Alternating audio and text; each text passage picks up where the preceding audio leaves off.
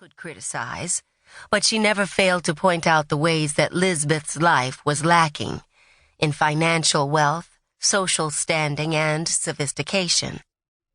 In the 10 years since Lisbeth had fled Virginia, Mother wrote nearly every month, but she had not once visited Ohio. Not after Sammy, her first grandson, was born in 1859, nor after Sadie's birth 3 years later. Lisbeth had hoped her mother would be willing to travel once the war between the states was over, but her parents had disappointed her by ignoring each of her invitations in the 3 years since the end of the conflict, and Mother had not extended an invitation to them. In his calm voice, Matthew read out loud, "Dearest Elizabeth and family, I hope this finds you well. I imagine you are readying yourselves for the harvest. That is a simple pleasure in life that has been taken from me as I continue to mourn for my lost home. You will be happy to know that Mary Bartley welcomed another son. After 2 daughters in a row, they are delighted. Do not let it weigh on you that God has blessed them with 5 children. I'm sure his plan for you has a reason and a purpose. Jack's son had a fever last week.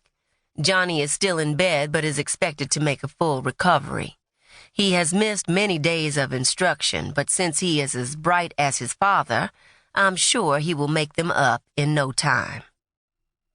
Your father is ill and is not expected to live into the new year. It is only right for you to see him one last time to seek his forgiveness and help me with preparations. Let me know when to expect you. Regards, Mother."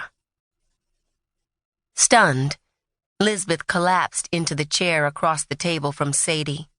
A swirl of emotion surged in her chest. Over the years, she had pushed down the hurt from her parents' rejection.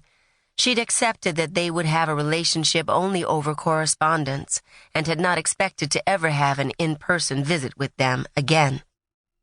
But in her heart, she longed to see them again, to make peace and perhaps cultivate true affection. Her choice had caused them harm. She knew that now, with time and maturity. Matthew's tanned hand tenderly covered her sticky, pale fingers. "You must go," he insisted kindly. "I would be gone for weeks, perhaps months. What about the harvest?" Lisbeth asked. "I can manage without you," Matthew replied. "He's your father. You would not regret being with him at the end." "But he is nothing to me. He has not bothered to write me a letter."